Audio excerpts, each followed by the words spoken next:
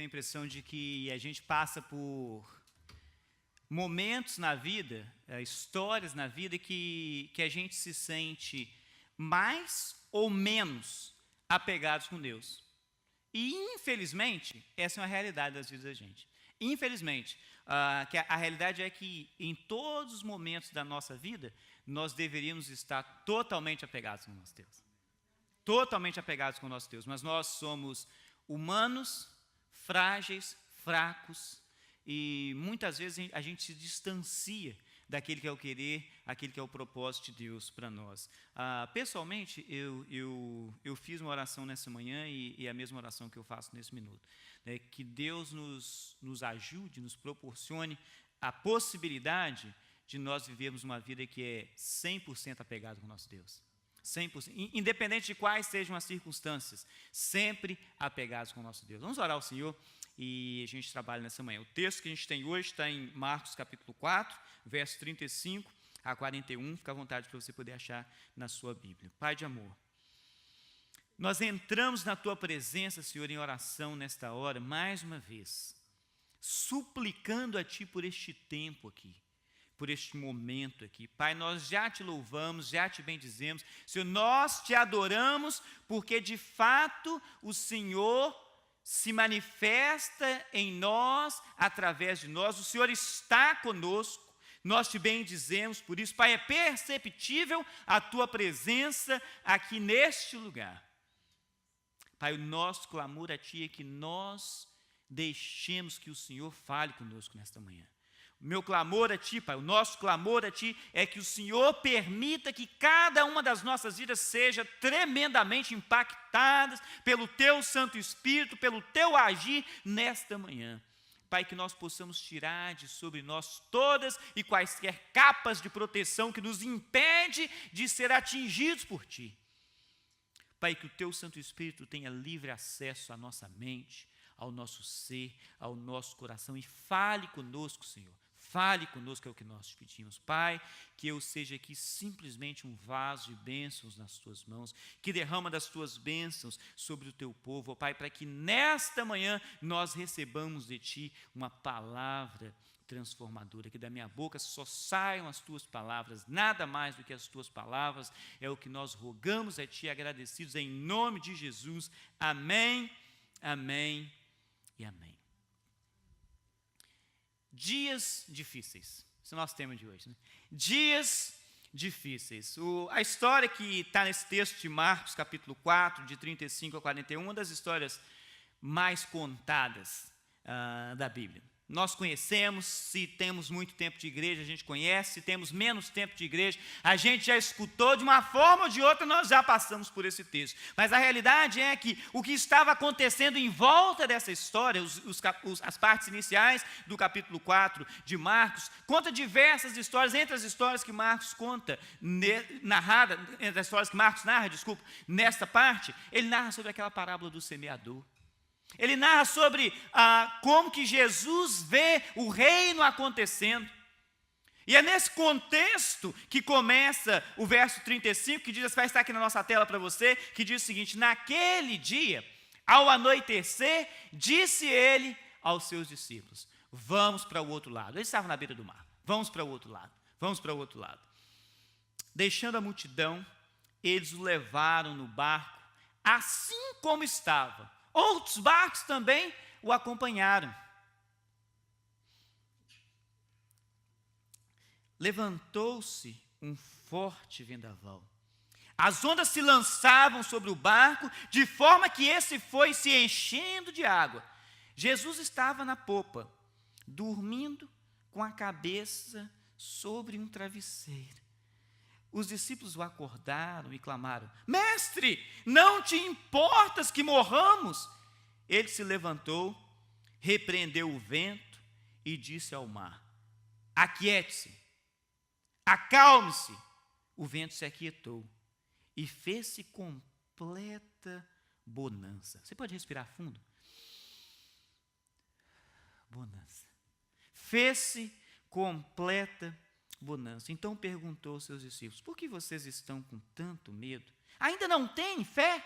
Eles estavam apavorados e perguntavam uns aos outros: quem é este que até o vento e o mar lhe obedecem? Esse texto bíblico, eu gosto mais dele. Ele é base de diversas coisas que acontecem na história da igreja. Né? Nós, como igreja, a gente conhece, tem canções para crianças, a gente canta. Quando a gente canta com Cristo no barco, tudo vai muito bem. A gente canta as canções, tem hinos. Eu cresci numa igreja bem tradicional, tinha coral na igreja, e era interessante. Aliás, meu pai é maestro, então eu não sabia só os hinos do coral, eu sabia cantar os hinos do coral a 4 vozes, todas as 4 vozes, que a gente aprendia, você passava o dia inteiro ali escutando, escutava o ensaio, escutava a preparação do ensaio, escutava o coral cantar, e aliás, esse texto tem um dos hinos talvez mais lindos que as igrejas já cantaram, que os corais já cantaram. Ó mestre, o mar se revolta, as ondas nos dão pavor. E quando chega no refrão desse hino, ele fala: as ondas atendem ao meu mandar, sossegai. As ondas atendem, eu acho bonito isso, as ondas atendem o meu mandar. Seja o encapelado mar, a ira dos homens, o gênio do mal, tais águas não podem a nau tragar. Eu consigo até escutar as velhinhas da minha igreja cantando contralto, né? Eu consigo escutar direitinho. Que essa nau leva o Senhor, Rei dos céus e mar, pois todos ouvem o meu mandar. Sossegai. É bonito isso, né? Sossegai. Convosco estou para vos salvar, sim, sossegai. Acho interessante que os hinos têm umas palavras difíceis. É bom que a gente aprende até a falar mais sofisticado, né? Só de você ler a Bíblia, você aprende a falar sofisticado, você canta os hinos. Aliás, como o hino nacional brasileiro, né? Tem tanta palavra que ninguém nem sabe nem o que é. Né? Aliás, nesse hino tem uma dessas, nesse coro. Seja o encapelado mar. Que troço é esse, né? A gente tem uma amiga aqui, eu temos uma amiga, o pai dela é pastor também, ela é a mesma história que eu estava contando, ela conta a história da vida dela. Eu cresci escutando os corais cantar. O problema é que até adolescente eu cantava seja encapetado, encapelado. As palavras são difíceis, as crianças conseguem entender direito. Né? Seja encapelado mar. Dias difíceis. Dizem que as ondas estão afundando, enchendo os nossos barcos de água. As histórias da Bíblia, se a gente só fosse ler a Bíblia assim, como a história está contada, só pegando aquilo ali, honestamente, seria chato. O que isso tem a ver com a gente? O que isso tem a ver comigo? O que essa história, por que Deus permitiu que essa história aparecesse no texto sagrado? O que Deus queria com essa história? A realidade é que, em dias difíceis, o que Deus espera de nós, como servos, é que nós possamos sossegar e confiar no Senhor, que Ele é Rei dos céus e do mar. A primeira coisa para a gente poder pensar nessa manhã, se você quiser, anote aí. Tempos difíceis, dias difíceis, é tempo de saber que Deus se importa comigo. Quando a gente está vivendo dias difíceis, esses dias difíceis são para que nós possamos saber, é tempo de eu me lembrar, é tempo de eu saber que Deus se importa comigo. O verso 38 que a gente leu diz o seguinte: mestre, não te importas que morramos? Não te importas que morramos? A grande dificuldade como humano é a gente perceber o quanto Deus se importa, eu perceber o quanto Deus se importa comigo, ao mesmo tempo que Ele me permite passar por momentos complicados, por dias difíceis. Mestre, não te importas que morramos? Embora eles soubessem ali que Jesus estava com eles, Jesus estava no mesmo barco que eles. Olha que coisa. Jesus, aliás, essa é uma expressão que a gente usa no dia a dia. Eu embarquei no barco furado. A gente fala isso, né? Embarquei no barco furado. O que está acontecendo? Agora, Jesus está no mesmo barco que eles. Mas a sensação que eles tinham é que Jesus estava nem aí. Estão aí, está tranquilo por mim? Tipo assim, o que vocês vão fazer? Vocês estão aí, que estão remando, estão aí nesse vento, mas Jesus está ali com a cabeça encostada numa almofada, diz as versões mais antigas da Bíblia. Nova versão internacional, falei um travesseiro. Se você quiser ser chato e olhar junto comigo, olha a frase do verso 36, que são as coisas assim, em aberto, né, que escondidas talvez debaixo de céu aberto. O verso 36 diz o seguinte: eles o levaram num barco assim como estava. Acho isso curioso. Levaram num barco assim como estava. Se você quiser ser chato, você vai olhar para essa frase, assim como eu gosto de olhar para os detalhes, as coisas que estão escondidas. Você vai olhar para esse texto e vai falar comigo assim, Flã, complicado isso aí. Essa frase é ambígua. Dá para você entender mais do que uma coisa. Eles o levaram no barco assim como estava. Assim como quem estava? O barco ou ele? Eles o levaram no barco assim como estava. E eu gosto de olhar os detalhes. Por que Marcos fala isso com a gente? Aliás, quando você para e pensa, e a verdade não importa se Marcos está dizendo que eles levaram da forma como o barco estava, ou da mesma forma como Jesus estava, não importa para a gente vai entender a mesma coisa do mesmo jeito. Mas você pensa na frase, ele estava deitado num travesseiro. Não sei vocês, mas, aliás, eu falo isso, 80% das mensagens que eu ministro, eu falo que eu cresci na beira da praia, né? Você já deve ter percebido isso. Né? Eu gosto tanto do mar que eu sempre repito essa mesma história. Mas na minha cidade, tem mercado de peixe. E uma das coisas melhores que tem de você ir no mercado de peixe para poder comprar, não é você comprar o peixe ou o fruto do mar lá dentro do mercado, é você comprar na beira do barco, que acabou de chegar. Os caras vendem com preço diferente, o negócio é todo interessante. Ninguém que mora na beira da praia compra peixe na época do verão, porque o preço multiplica por 4, por 5, por 6, e assim vai. Mas você vai ali, você vai na beira do barco. Mas os barcos de pesca têm uma característica interessante, que se você já foi pescar uma ou duas vezes, pelo menos você sabe. O cheiro não é agradável. Aliás, se você já fez peixe em casa, o cheiro não é agradável. Agora, Jesus está ali com os discípulos e eles levaram do jeito que ele estava. Não lavaram o barco. Não limparam. O barco era um barco de pesca. Aqueles homens eram pescadores. Levaram do jeito como ele estava. Sujo de peixe o barco estava, resultado da pescaria. Com um travesseiro. Agora vocês imaginam o seguinte, se aquele travesseiro já estivesse dentro do barco, que nhaca que seria esse negócio? Um travesseiro com cheiro de peixe, alguém em sã consciência iria querer dormir com um travesseiro com cheiro de peixe? Vai me desculpar, mas eu não consigo ver Jesus fazendo isso. Com a cabeça reclinada em cima das escamas. Não dá para você poder imaginar. Agora o texto diz, eles levaram do jeito que ele estava. Será que eu posso imaginar os discípulos olhando para Jesus deitado, com a cabeça reclinada no travesseiro, e dizendo assim, esse cara estava mal intencionado. Ele trouxe um travesseiro. Ele já veio pensando em dormir, ele não está preocupado, ele está mal, ou bem, pensando em dormir dentro do barco. Talvez ele não estivesse, esse pensamento dos discípulos, que eu estou colocando neles, a Bíblia não conta isso para a gente, talvez ele estivesse imaginando que seria só uma outra viagem normal. Não sei se vocês já tiveram essa experiência de você levar um travesseiro para dentro de um carro e você pensa em dormir. E quando você reclina a cabeça, reclina a cadeira, a primeira coisa que vem é uma freada forte, você levanta a cabeça e fala, o que está acontecendo? Não, está tudo tranquilo. Fala, não pode estar tranquilo. Aí, de repente, você para e você sente o carro mexer para um lado, daí a pouco você não consegue mais dormir. Ninguém consegue dormir dentro de um lugar, de um barco, de um carro, alguma coisa que seja, que não esteja em tranquilidade.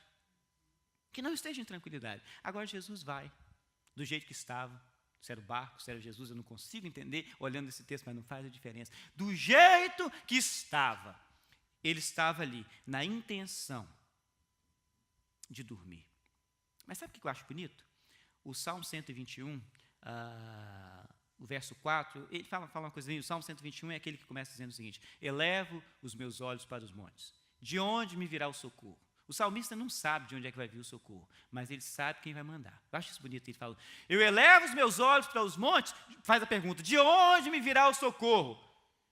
Eu vejo, entre parênteses, a resposta é, sei lá, mas ele fala, mas o meu socorro vem do Senhor que fez os céus e a terra. De onde vem eu não sei, mas quem manda eu sei.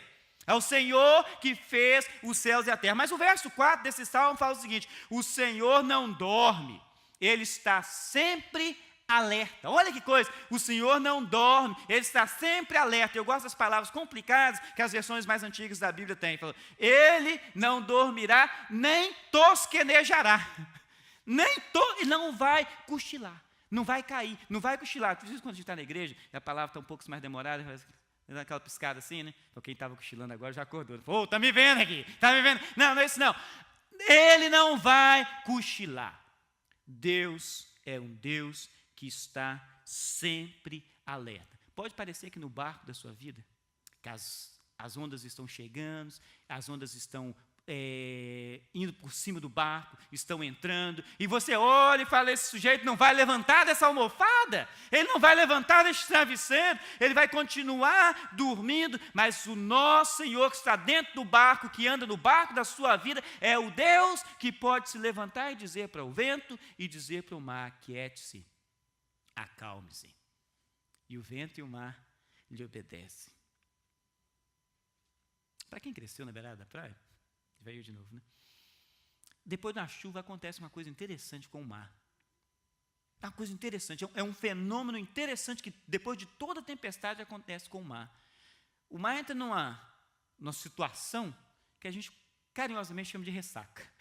O mar entra de ressaca. O vento pode parar, a chuva pode parar, mas as ondas elas são bem maiores. O movimento das águas é bem complicado. Não é simplesmente aquela coisa normal. Aliás, é a hora em que os surfistas mais gostam de ir para a praia, porque as ondas são mais altas, as ondas são melhores, o lugar fica melhor para você poder aproveitar as ondas. Jesus fala para o vento parar, o vento para. Mas depois que o vento para, no normal da tempestade, o mar continua. Ele não só para o vento, como ele para a ressaca também. Ele não só para o vento, como ele para o movimento das águas. Dias difíceis é dias da gente saber que o Senhor não está dormindo, Ele se importa com você. Dias difíceis, dias que o barco da sua vida está enchendo de água, está ficando complicado, e você pensa, vai afundar, e Jesus que está aqui dentro desse barco comigo, Ele não está nem aí. Ele está acordado. E Ele sabe o que está acontecendo com você. Se você está enfrentando dias difíceis, sabe o seguinte, esse é um tempo de você saber, é um tempo de eu saber, Deus se importa comigo. Você pode falar isso para você mesmo? Deus se importa comigo. Deus se importa. Quando você sair daqui, você vai chegar do lado de fora, aqui dentro é tudo gostoso, né? A temperatura é boa, está tudo direitinho, faz até frio, né? No meio do verão. Quando você chegar do lado de fora, a coisa é diferente. As pessoas agem de forma diferente. Isso aqui as pessoas riem para você. Depois eles fazem assim. Muda o sorriso. Lá do lado de fora, o sorriso é diferente. Quando você pensa que está sorrindo para você, as garras descem assim. O veneno escorre. Você lembra disso. Deus se importa comigo. Deus se importa comigo, porque o movimento das ondas são movimentos fortes. O movimento das águas vão tentar te derrubar. Assim como aqueles discípulos ali. Saiba que Jesus está no barco junto com você. Você pode olhar, a almofadinha dele está até limpa e cheirosinha de amaciante. Acabou de lavar. Acabou de lavar. Mas Ele se importa com você. Ele se importa com você. Ele está te vendo. Ele se importa com você. Dias difíceis também é tempo de exercitar a fé. Isso é importante para a gente, nosso segundo pensamento. É tempo de exercitar a fé. O verso 40 diz o seguinte: por que vocês estão com tanto medo? Ainda não têm fé? Por que vocês estão com tanto medo? Ainda não têm fé? Dias difíceis. É tempo de exercitar a fé. Curiosamente, algumas pessoas acham que não conseguem ter fé. Na verdade, a fé é parte da vida humana. Se você reparar, a fé está em todos os lugares da vida humana. Se alguém não conseguisse usar de fé o tempo inteiro na vida, a vida seria uma paranoia total. Imagina o seguinte, você levanta de manhã e vai fazer seu café, e quando você vai acender o fogão para poder fritar aquele ovo, bacon, aquelas coisas tudo gostosas que você faz, você para e fica com medo. Será que não tem gás vazando pela casa inteira? Será que a pessoa que fez o encanamento de gás não deixou algum lugar que está vazando? Se eu acender esse negócio agora vai estourar. Mas você confia que o encanamento da casa está tudo feito direitinho para o gás. Você confia que está tudo direitinho. Quando você vai ao posto de gasolina e você para, desce do seu carro e pega a mangueira e coloca na ponta do tanque, e você no desespero, na paranoia, o cara que está abastecendo do seu lado fala, será que não é agora que ele vai jogar um cigarro aceso dentro do tanque da gasolina? E você desespera e vai embora para casa. Não, você não faz isso. Você confia que todo mundo que está ali está direitinho. que eles vão abastecer o carro e que vão embora também, assim como você. Você vai viajar de avião. Nunca vi alguém querer fazer uma entrevista com o piloto do avião antes de viajar, para poder saber se ele ou se ela estão bem, se está direitinho, se dormiu bem, se não está brigado com o marido, se não está brigado com a mulher, se de repente aquele dia é o dia que falou, vou entrar nesse avião, e tão logo tiver a 30 mil pés de altura, eu vou desligar tudo. E você não fez uma entrevista, você não olhou a linguagem corporal para poder saber se entrou, sentou na sua cadeira de primeira classe, com mais espaço para a perna, reclinou, colocou o fone no ouvido, não quer nem ver quem está do seu lado e está voando tranquilo, porque você confia que está tudo bem. Isso é fé. Isso é fé. Você chegou aqui nessa sala, sentou nessas cadeiras, eu não vi ninguém de vocês olhar por baixo, se não foi hoje o dia que as crianças da igreja fizeram um prank. Não pode falar isso não vai que eles escutam, né? Um prank, você colocou alguma coisa na cadeira, ninguém faz isso, porque você confia que está tudo bem. Comer em restaurante. Tem uns cozinheiros aqui, né, de restaurante, tem que ter cuidado que a gente fala. Aliás, o pessoal fala o seguinte, não reclame da comida em restaurante, né? E no médio para voltar, para poder fazer alguma coisa de novo, é risco.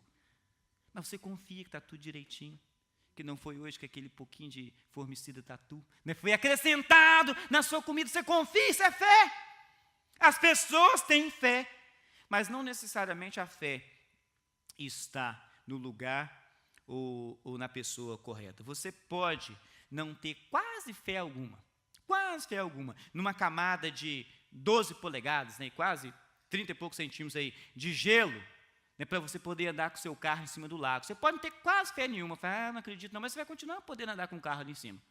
Ou você pode ter uma fé do tamanho do mundo, numa camada de gelo de 1 polegada, e você não pode nem ficar ali em cima para poder pescar, né, quando o lago está congelado.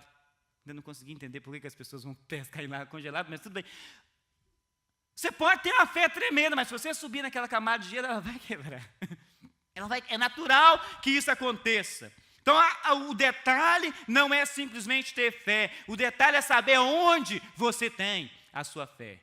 Eu fui um menino que gostava das bandas de rock brasileiro, e a minha adolescência toda eu escutava, ao mesmo tempo que eu escutava, pois todos ouvem o meu mandar sossegar, eu escutava outras músicas também diferentes. Mas uma das músicas que eu escutava, a banda cantava o seguinte, a arte é de viver da fé, só não se sabe fé em quê. A arte é de viver da fé, só não se sabe fé em quê. A fé precisa ser colocada naquele que é o rei dos céus e do mar. Não é simplesmente fé na situação, não é simplesmente fé na circunstância, não é simplesmente fé nas pessoas que estão à sua volta, é fé naquele que tem controle sobre todas as coisas que estão à sua volta. Aquele que pode dizer, aquiete-se, acalme-se, e o mar vai se acalmar.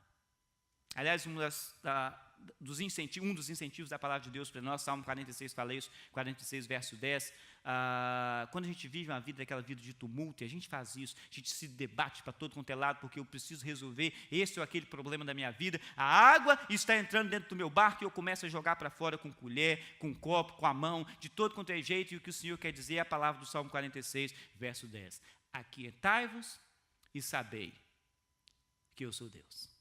Aquietai-vos e sabei que eu sou Deus. Não importa qual seja o movimento que está acontecendo no barco da sua vida, você não precisa de desespero, você precisa de aquietar e saber que Deus é de fato Deus. Eu imagino que, às vezes, ele não para o mar, mas ele te dá uma prancha e te ensina a surfar naquelas ondas grandes. E a diversão é até boa, sabia? Surfar nas ondas grandes. Ele te ensina a viver com alegria, mesmo debaixo do mar, ou mesmo por cima de um mar tempestuoso, debaixo de uma tempestade. Em tempos difíceis, em dias difíceis, é tempo de exercitar a fé. Se a fé está sendo colocada em alguém, ou alguma coisa qualquer, precisa mover dali. E, de fato, colocar a fé no Senhor, ou no Deus que é Senhor, que é Rei dos céus e do mar. Dias difíceis, nós vivemos dias difíceis, e dias difíceis é tempo de exercitar fé, e fé naquele que pode dizer para o mar e para o vento, aquiete-se, acalme-se, e eles vão obedecer. Terceira coisa, dias difíceis também, é tempo de conhecer de perto o Salvador. O verso 41 que a gente leu diz o seguinte, quem é este que até o vento e o mar lhe obedecem? quanto mais tempo os discípulos passavam com Jesus, viviam com Jesus, mais ele se revelava ser para eles muito além daquilo que eles estavam esperando. Muito além daquilo que eles estavam esperando. De forma alguma, ele era um professor, um rabino, um mestre qualquer. Quem é este que até o vento e o mar lhe obedecem? É interessante porque eles estavam juntos há já algum tempo, mas eles ainda estavam na dúvida de quem é esse que dá comando para o vento. E é curioso que Marcos capítulo 1 conta uma história interessante. Jesus, entre as muitas histórias que tem em Marcos capítulo 1, Jesus expulsa um espírito imundo, um demônio, de um rapaz. Mas quando Jesus chega, o espírito imundo fala com Jesus: Jesus, o que você está querendo? Está querendo nos destruir? Deixa a gente em paz. Deixa a gente em paz. Nós sabemos que você é Deus Altíssimo. E Jesus fala com aquele espírito imundo, a mesma palavra, termos originais, exatamente a mesma palavra que Jesus usa aqui na história de Marcos capítulo 4 com o mar. Aquiete-se, cala-te, e sai daí. Ele fala com o espírito imundo. E as pessoas entram um êxtase e começam a perguntar: mas o que é isso? O que é isso? Que doutrina é essa? Que ensinamento é este? Quem é este? Eles fazem a pergunta. Que até os demônios obedecem. Olha que coisa. A estrutura da linguagem é a mesma que a gente vê lá para o vento e o mar na pergunta dos discípulos. Agora aqui, capítulo 1, a multidão pergunta: quem é este que até os demônios obedecem? Eu vou dizer uma coisa para vocês. Uma pessoa de Deus, que vive uma vida de Deus, que busca a presença de Deus, tem poder de Deus para expulsar demônios. Para olhar para eles e dizer: cala-te, saia, em nome de Jesus, e eles vão sair. Vão sair. Agora, está para conhecer o ser humano de Deus, homem de Deus, pessoa de Deus, gente que busca Deus, que vai virar para o vento e vai virar para o mar e fala: cala-te, acalma-se, e o mar vai acalmar. Interessante que Deus nos proporciona momentos que de fato nós precisamos entender e conhecer de perto quem é o nosso Salvador. O nosso Salvador é um que pode dizer para todas as coisas: aquiete-se, acalme-se, e vão obedecer. Nós vivemos momentos complicados na nossa vida. Nós vivemos momentos difíceis nas nossas vidas, todos nós. Por mais light, easy, tranquilo, Sunday morning, né, que sejam as nossas vidas. Né? O pessoal fala assim: easy like Sunday morning, está facinho, vamos dormir tranquilo, né, aquele negócio tranquilo mesmo. Por mais tranquilos que sejam as nossas vidas, nós todos enfrentamos dificuldades, todos enfrentamos problemas, todos enfrentamos situações, e o Deus que anda no barco da nossa vida é o Deus que pode dizer para o vento e para o mar: aquiete-se, acalme-se, e eles vão obedecer. Ok, você pode dizer, ou pode até ser que você nunca vai enfrentar um mar tempestuoso com ondas maiores do que o seu barco, mas todos os dias nós vamos enfrentar momentos nos quais a gente vai querer dizer: mestre, não te importas que morramos? Não te importas que morramos? Você está aqui, mas está dormindo? Está deitado no seu travesseiro, na sua almofada? Mestre, não te importas que eu estou aqui vivendo essa minha vida, mas que a minha família está enfrentando este problema? Não te importa que eu estou vivendo este momento, mas a minha saúde está precária, a saúde do meu filho está precária, a saúde das minhas finanças está precária? Não te importa que eu estou aqui, mas as pessoas estão falando mal de mim indevidamente? Não te importas que eu estou aqui, mas eu estou sendo acusada, eu estou sendo acusado? Não te importas que eu estou aqui, mas o Senhor não. Jesus é aquele que pode virar para todas essas coisas e dizer: acalme-se, aquiete-se. E a realidade é que no nosso desespero, no nosso balançar e procura de coisas para resolver as nossas situações, nós vamos sempre estar em momentos que nós vamos olhar e falar: quem é esse? Quem é esse? Esse é Jesus, a quem nós servimos, que pode todas as coisas, E a gente vai olhar para ele e vai dizer: você esqueceu de mim, Senhor? Sai dessa almofada. E ele não está ali dormindo, mas ele está se importando com você, com todos os momentos, com todos os momentos. E a gente olha a história, esses dias para trás nós falávamos aqui, numa outra mensagem a respeito de Jó. Jó está lá sofrendo, e nós conhecemos um pouco da história de Jó, uns conhecem com mais ou menos detalhes, mas nós conhecemos a história de Jó. Jó está lá sofrendo, e a gente olha a história e fala, e Deus está lá fazendo aposta com o diabo. Jó sofrendo e Deus fazendo aposta com o diabo. Agora os discípulos estão ali quase morrendo, e Jesus dormindo num travesseiro, que ele já tinha levado, intencionado. O texto está lá escondidinho, em céu aberto. Levaram do jeito que estava, com a almofadinha e tudo. Talvez ele estava até andando com os discípulos, pregando a almofadinha debaixo do braço, e eles pensando, o que ele está pensando em fazer com esse negócio, né? Ou talvez ele escondeu lá debaixo de uma coisa, debaixo dos banquinhos do barco, não mexe não, deixa guardadinho aqui. Ele estava pensando, eles levaram do jeito que estava. Jesus dormindo num travesseiro. Não importa quão difícil esteja sendo o seu dia, saiba que é nesses dias difíceis que Deus continua se importando com você. Amém? Nesses dias difíceis, Deus continua se importando comigo. Isso é bom lembrar. Você vai sair daqui e lembra disso. Quando chegar do lado de fora e o tumulto do restante do domingo, da segunda, da semana, quando você olhar os text messages que estão no seu telefone agora, porque ninguém está olhando no telefone, e quando você olhar, você vai falar, ai, Deus está comigo. Só vejo gente guardando o celular, está vendo? Né?